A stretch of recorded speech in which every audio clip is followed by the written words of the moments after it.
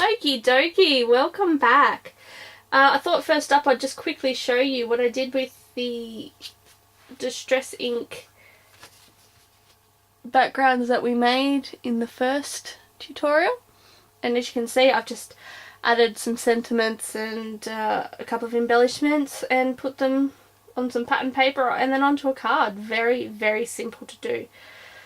So you can see that in the middle there, and then the background there with this black on top. Easy. So today we will be looking at using water and making watercolour effects and all sorts of things, and also emboss resist with the Distress inks. So we'll start with the embossing. So embossing is just stamping an image with a special ink. I usually use a Versamark, the clear Versamark, and then covering it in a powder, which is a heat activated powder, which then turns into a pretty shiny picture of whatever you stamped. This one's clear. I'm going to be using clear for this. You can use other colours for different effects, but we'll get into that. Let us see. Okay, so for this one I'm using just normal white cardstock. For a lot of the water-based things that we'll be doing later, I'll be using watercolour paper, but we'll talk about that later.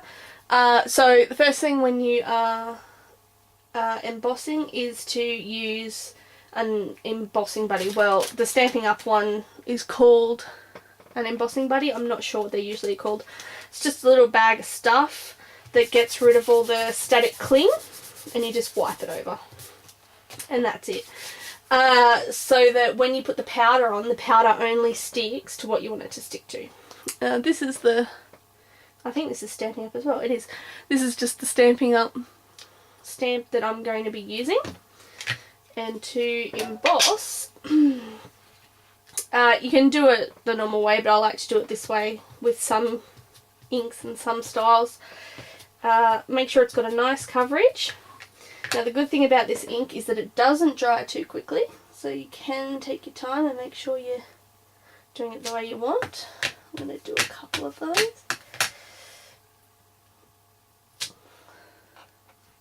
Oh, they're a little bit more perfect than I wanted. A little bit too twinny. I wanted them a bit uneven, but that's alright. It will still work and you'll still see the results. One thing I didn't grab was some paper. I wonder if I've got some scrap paper here, just to put underneath it. So I just fold it in half and have it underneath whatever I'm embossing, and you'll see why in a sec. So then you just get your embossing powder and tip it on, and tip a lot on, because that way you know you've got a good coverage. Then you whack it off. I usually flick it a couple of times to get any excess off. Put that to the side, and then you can just pick this up and tip it all back in to be used again. So that's just a good way to not have too much wastage. So that's it. Now it's going to get noisy in here for a minute while I just emboss this, and all I'll be doing is having the heat gun. This is my heat gun. Heating it up until it changes, the powder changes from a powder to a more shiny colour. You'll be able to see it when you're doing it. You probably won't be able to see it in the video. I don't even know if you can see the image. Yeah, you might be able to just see it. But so it'll get noisy for a minute. I'm sorry. Hopefully I'll be able to edit this out, but I'm not sure how I'm going to be able to go editing it, so we'll see. So I'll talk to you in just a sec.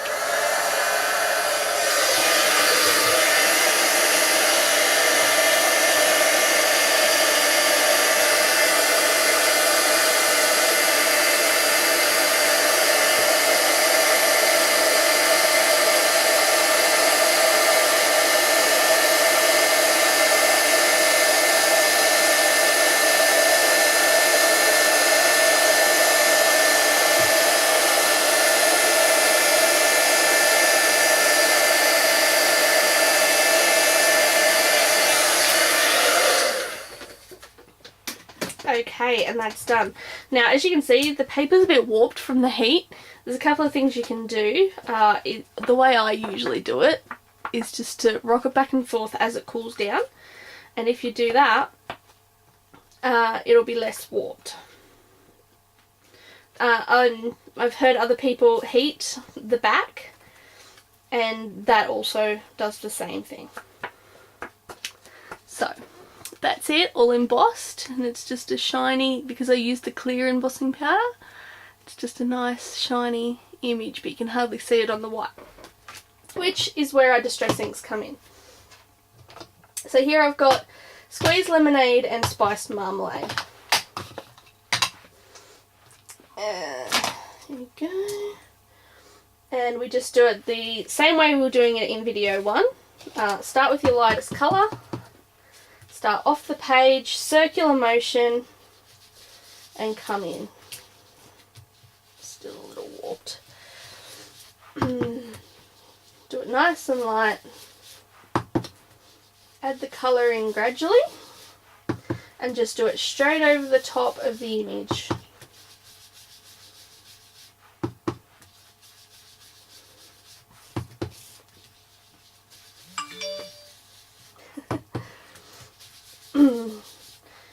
Of course, my phone would go off the first time I've forgotten to put it on silent. Okay, so that's pretty good.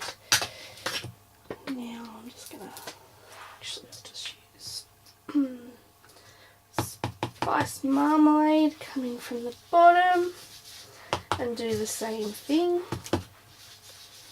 Now you might be able to start seeing what's happening here. You actually can't use the distress inks, or pretty much a lot of the water-based inks, not all inks, but they won't work on top of the embossed image. So what you get, as you can see what's starting to form here, is the image comes through still white because of the white cardstock underneath. Now I'm just going to go onto this with the yellow again. Squeeze lemonade.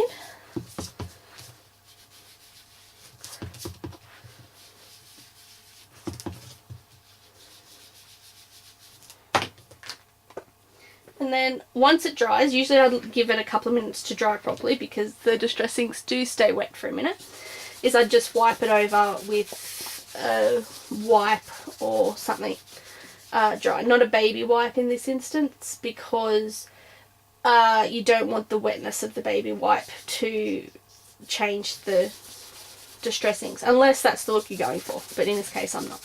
So there you go, and that's how you do the emboss resist. So fairly simple once you've seen how it's done. Okay, what to do next? I've got it all piled up here so I can sort of keep track of what I'm doing, but I'm going to get myself confused very easy. So what I'm going to do is I'm just going to clean up a touch. Wipe this down. It's going to get a wet wipe.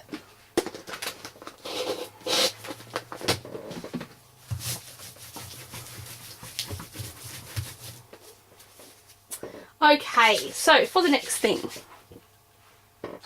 I've done this in advance, so because you've seen how to do backgrounds. The only difference between this one, wow, my phone just keeps going off. Sorry, I'll turn it on silent. There we go. So the only difference to what you've seen in the first video is that I've come in from the sides rather than doing it with the darkest on the outside. And then I've just used tumbled glass, let's see, there's some,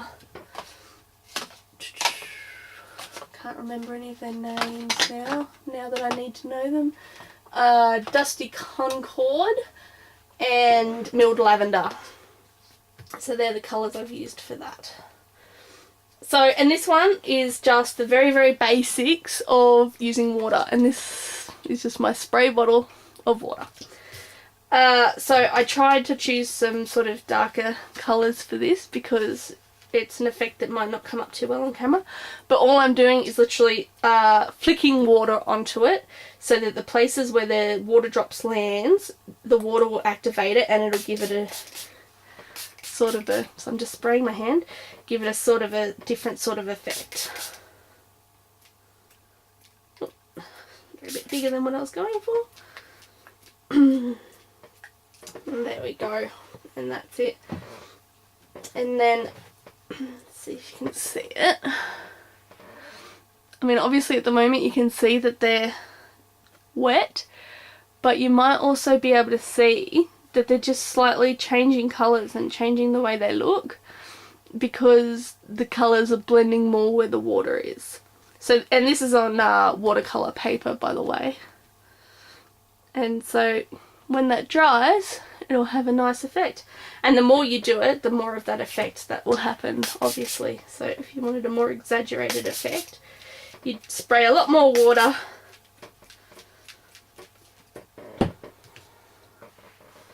And you can see where, especially where they join, you can see how it's all blending together even more. So that's just a very simple water spritzing to do that. Okay. So the next thing we're going to do, we need orange. We need a few colours for, because what we're going to do is make a sort of a rainbow effect, a watercolour rainbow effect. We should get a blue as well. There's blue. And this is a really fun effect, and it doesn't take much to make it work. You don't have to get it very precise, which is good for me because I like just throwing things around and making them happen. So this is watercolour paper, and this one is very, very important to use watercolour paper. The first thing we did with water, it's not as important to have watercolour paper, but this one it is because we're using a lot of water. And all I've done so far is the embossing with the clear embossing powder, the same way we did with the first stuff. So that's all that is, just a stamp and a sentiment done that way. Okay, so for this one, first thing you need to do is get your water, and this is painful the first time you do it. If you're anything like me, it makes you feel a little bit uncomfortable, but it's watercolour paper. This is what it's made for. You spray it with water and make sure it's got a nice even coating of water. That's important because the effect won't be near as good if you don't do that. Okay, so then we need our colours. Let's go. Now all I'm doing is getting my distress inks and putting them straight on my craft mat, just like that. A little bit more. So that was the tumbled glass. Then we'll go shaded lilac.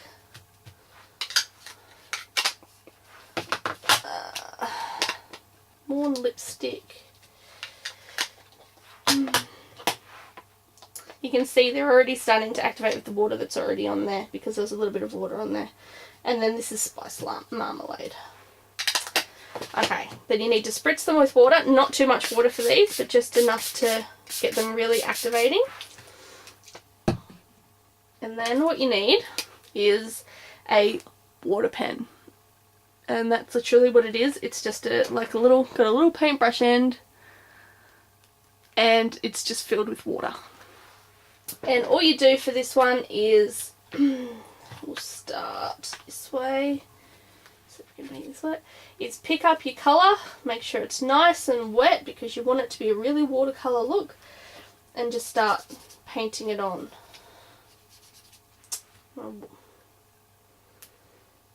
My water pen's just not working too well there.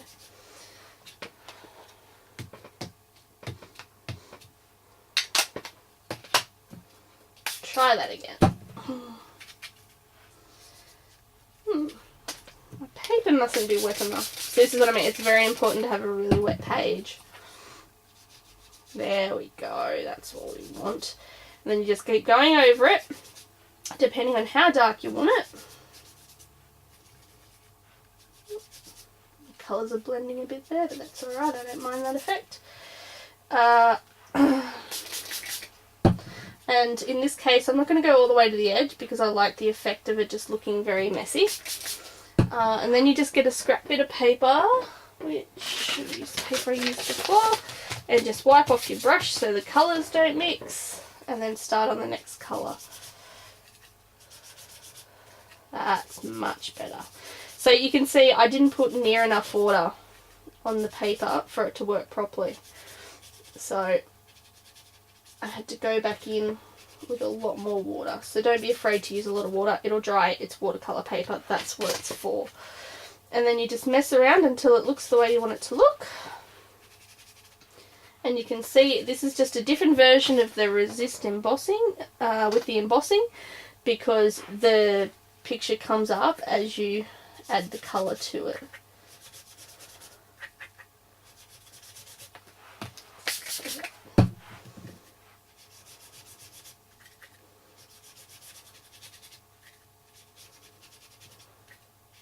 This is a new, remembering to clean off your brush, this is a new sort of watercolour paper. I've never used this before, and it seems to be a lot, it seems to suck it in a lot more than my old stuff did, so that's why I was a bit thrown at first by how much you had to use. And that's it. That's the other way you can use it. Oh, if I can get this cleaned off. Like that. Oops. Blended a bit too much there. And then you just leave that aside to dry, and there you go. So obviously you could do a lot of things with this. You could have the colours go to the edge. I know a lot of people would prefer that look. And you can also use this sort of style to use the distress inks like a watercolour paint and actually pick it up with your watercolour brush, with your water brush, I'm sorry, and paint pictures and stamps and things that you've made. That won't work with this in particular because it's the emboss resistant. It will resist the colour, but if you just painted it onto, if you just stamped it normally onto watercolour paper, you could use that. I sometimes colour in my stamps in a watercolour style using my distress inks. So that's another one of those you can use. We may have time for one or two more. Let's see how we go. Okay. The watercolour background. Actually, we might actually be able to use what we've already got here for the watercolour background. So again, I'm using watercolour paper. And then just coming in, yeah, I'm going to go with what we've already got. So I'm just going to add a bit more of each that we've already got here. So that's that one. See how it turns out. That's the fun of crafting. You can experiment. I'm going to, so just so that that bit of blended colour doesn't get on my ink pad. So some people don't mind crossing over their pads to the different colours when they're doing this. I don't like to. I'm a bit of a sook for it, but that's okay because once you spritz it with water, they'll join up anyway, so it doesn't matter. I might bring some blue down here. Some of that there. Let's go a little bit of pink in here. Okay, and again, it's a very, very simple thing. You just do that. Oops. This will be more lined than I was going for. Getting too impatient, trying to rush around. So just, yeah, just heaps and heaps of water. And then once you're happy with how it sort of looks, line it up kind of where you want it.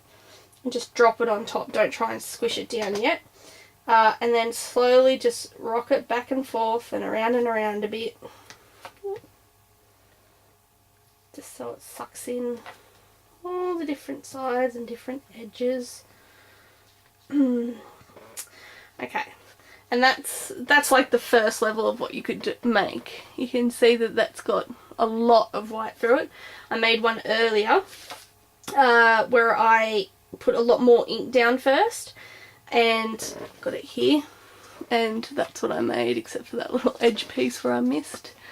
So you can see, you can either have it, because they're both good effects depending on what effect you're going for, have more white, or have it completely as a watercolour background. So another quick and easy thing you can do to make your own backgrounds, or to decorate whatever you're doing. Alrighty, wipe this off.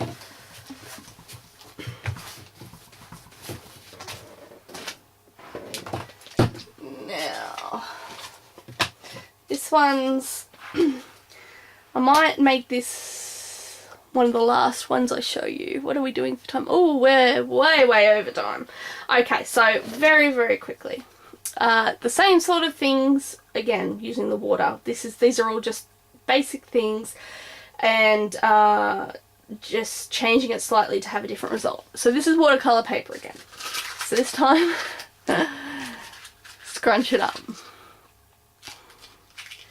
Now I like to use a nice dark colour for this, so in this one I'm using Faded Jeans.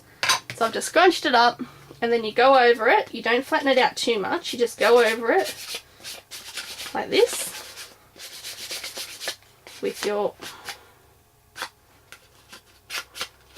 pad, ink pad,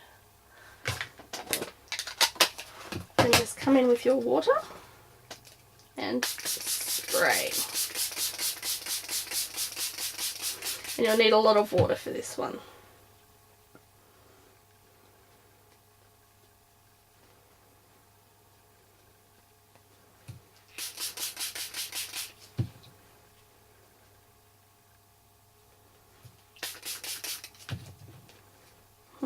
It's not running quite as much as I'd like it to.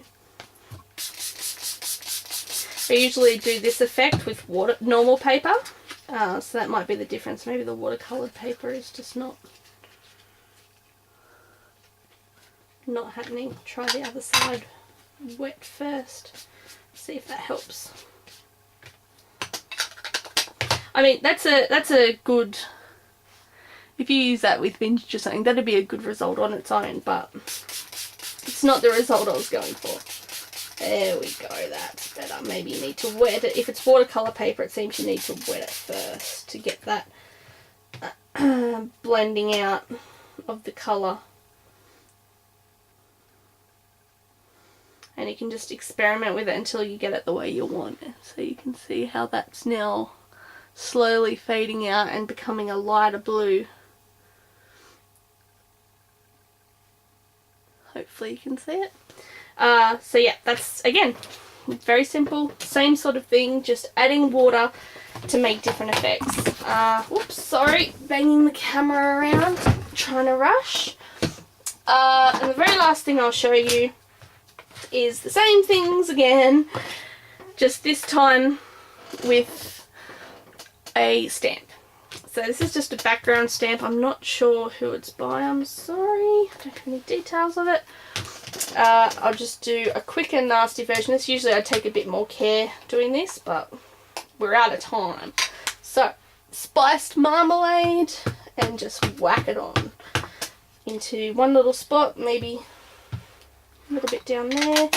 Let's go with, what do we got? Dusty Concord.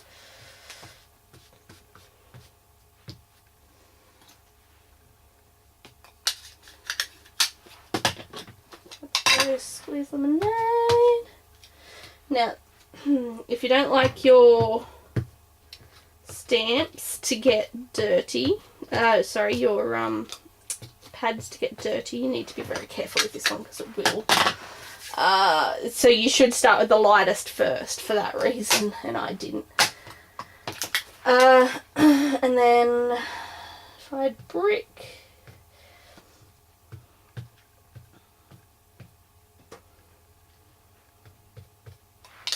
And there we go.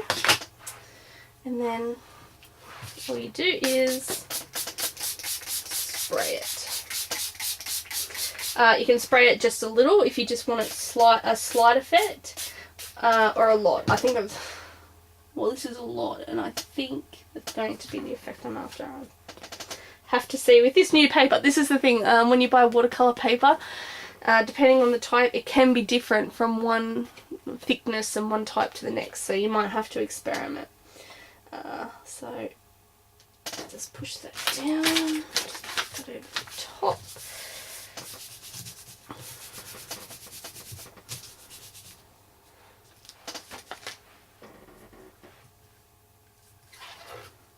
And then hopefully cross our fingers. There we go. Nice pattern. And obviously this would only work with something that's not a very intricate pattern. This is a fairly intricate pattern because it's so big, it still comes up with a nice effect. So if you wanted to stamp like a flower or something, it couldn't be something that has too many tiny little bits. It'd have to be a nice big thing. Here's another one I did with a different stamp. So again, depending on the effect, this was with less water, this was with more. You can make all sorts of effects with it. Okay, and that will do us for this tutorial, because I'm so sorry it's been this long. Hopefully though you've had a bit of fun and learned something. I'll make another video after I've had some practice, because I haven't done it in a long time. Using inks to make backgrounds by masking, and I'll also have in the link to that one a lady who does that very, very well, but I'll show you the basics of it in the next video. And that's the other thing I wanted to say about lovely ladies. Britta Swiderski, I hope that's how to pronounce her name. She is Water Filter Love. She uses distress inks and has some beautiful distress ink cards. I have linked to her in the first video, I'll link to her in this one. You should go check out her videos and see some of the beautiful cards she made. When I first started last year or the year before, I learned a lot of my distress ink stuff off her, so she's fantastic. She's a lot better than me at it. And yes, we'll come back and do some masking and see how that goes. So I hope to talk to you guys very soon. Thank you for listening, and sorry it was such a long video. See you guys later.